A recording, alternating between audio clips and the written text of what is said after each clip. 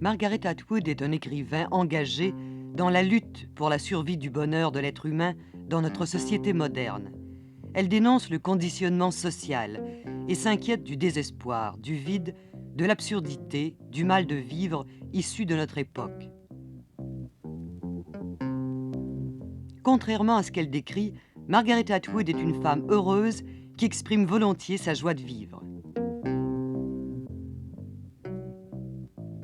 Le dernier livre qui a été traduit, qui s'appelle La vie avant l'homme, est vraiment très sombre, c'est gris comme livre. Pourquoi avoir décidé de peindre la réalité de façon si sombre? Mais moi, je suis optimiste. La réalité est plus sombre que mes livres. Vous pensez que la réalité est plus sombre? Oui, absolument. Oui, j'ai un petit peu d'espoir, juste à la fin. Oui, très peu d'ailleurs. Est-ce que vous semblez dire dans votre livre que l'homme et la femme vivent deux réalités qui ne se rencontreront jamais et que finalement le couple, c'est presque une utopie, ça n'existera pas? L'utopie n'existe pas, mais c'est pas les nouvelles. Tout le monde ne connaissait pas. Pour moi, cet livre est pas si pessimiste parce qu'il y a vraiment deux femmes et un homme et c'est un triangle et l'histoire est racontée par tous les trois. Mais à la fin, personne n'est mort. Mais ils auraient peut-être dû. Un homme et une femme sont ensemble. Nous avons un bébé expecté, joyeux. Mais personne n'est heureux, quand même. Mais personne n'est heureux dans la vie, tout le temps. On a des moments, et aussi dans le livre, je me souviens des pages. Où il y a quelques bonheurs. Mhm, mhm. Et vos personnages sont très en désordre, intérieurement. Mhm. Et leurs maisons sont en désordre aussi. Oui, Est-ce que vous croyez vraiment que les individus intérieurement vivent des désordres profonds? Et à quoi cela est-il dû? c'est un moment de désordre dans le roman. Mais dans mes autres livres, c'est autre chose. C'est une espèce de roman réalistique, mais les autres romans sont d'une autre espèce. Quand on écrit de la vie domestique, c'est nécessaire d'être réalistique à ce moment, spécialement au sujet de le mariage, qui n'est pas l'histoire de Cinderella. C'est ça, c'est pas l'histoire de Cendrillon. Et on le sent très bien dans votre roman. Que cette tolérance, que cette supposée tolérance que le mariage moderne voudrait bien donner à l'un et à l'autre des participants, que finalement, on tombe tous dans les compréhensions et dans l'isolement. Est-ce que c'est la façon dont vous voyez la société? Non, pas pour moi. J'ai un arrangement domestique très normal, très ordinaire. J'ai une petite fille. J'ai un homme qui est romancier aussi. Et pour moi, ça va bien, mais je suis l'exception. Et vous croyez qu'il n'y a pas d'autre exception possible? Est-ce que vous êtes une exception parce que vous vous êtes retiré de la ville? C'est pas la question.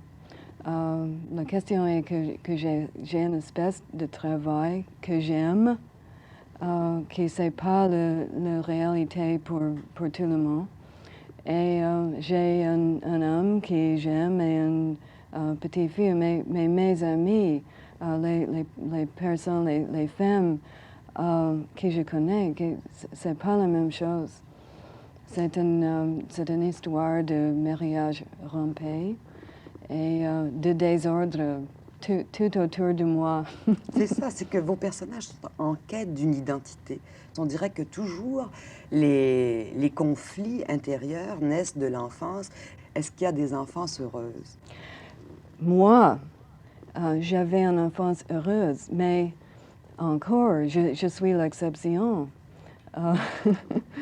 J'ai une mère spectaculaire et un père très bon, pas sexiste, scientiste. Et pour moi, c'était une enfance très heureuse. Mais pour la plupart, je crois, la plupart des hommes et des femmes, ce n'était pas le cas. Mais peut-être que vous avez un regard très optimiste sur votre vie. C'est à cause de mon enfance heureuse que je suis optimiste. Mais les personnages dans le roman, ils ont tout l'espoir d'être heureux. Et ça est aussi réaliste.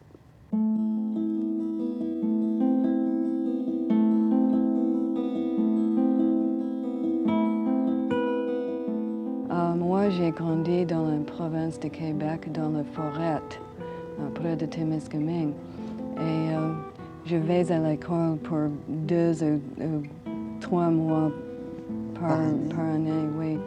Et c'était une chose heureuse dans mon enfance. Vous pensez que les enfants vont trop à l'école et qu'ils n'ont pas le temps de vivre leur enfance? Oui, c'est ça. Et aussi que dans l'école, c'est très régulé pour les petits enfants. Trop régulé. Dans votre livre, on sent un écart entre parents et enfants, parce que les parents s'ennuient et sont complètement perdus, et que les enfants veulent avoir du plaisir que les parents n'acceptent plus. Vous voyez ça comme ça aussi?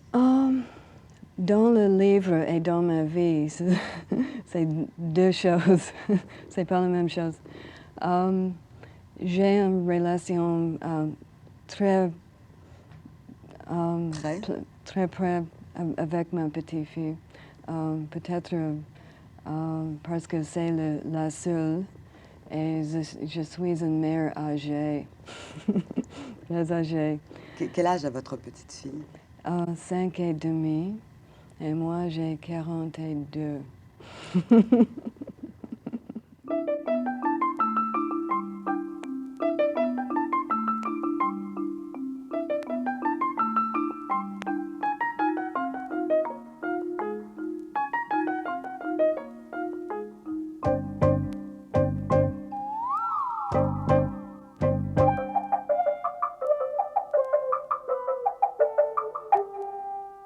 Vous êtes vraiment un auteur qui est très contemporain et qui prend position sur différents aspects de notre vie. Et vous disiez tout à l'heure que vous aviez été élevé dans le nord du Québec. Vous avez même des origines françaises. Est-ce que ça vous permet de mieux saisir les communautés? Mon enfance était passée jusqu'à l'âge de 5 ans parmi des arbres, pas parmi des humains. Et pour cette raison, je suis comme une femme de Mars, un visiteur.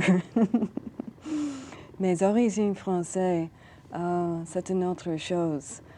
Voyez le nez, c'est un nez français. Regarde. Quelqu'un m'a dit que je ressemble à Louis XIV.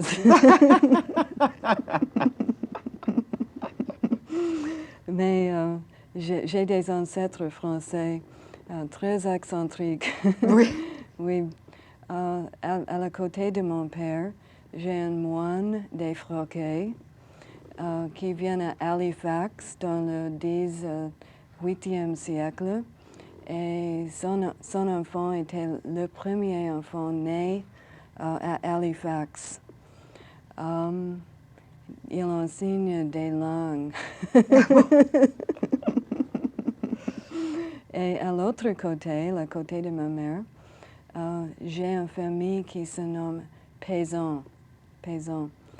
Il était des Huguenots, Huguenots, et ils étaient massacrés par les Indiens à Nouvelle-Écosse. Tous les hommes été massacrées. Les femmes, ils ont gardé, je sais pourquoi. Vous parliez tout à l'heure d'être presque une martienne parce que vous avez été élevée dans la nature.